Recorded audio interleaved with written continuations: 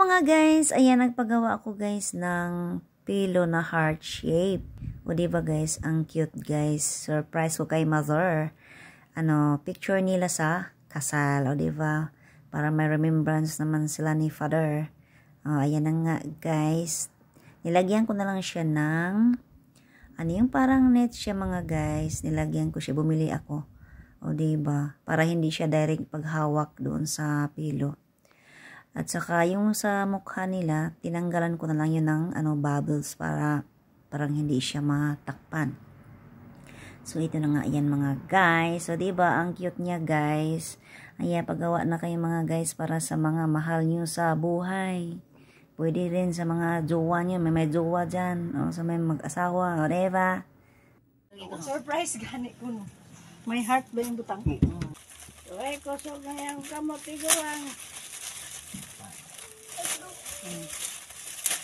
Ano ka ini?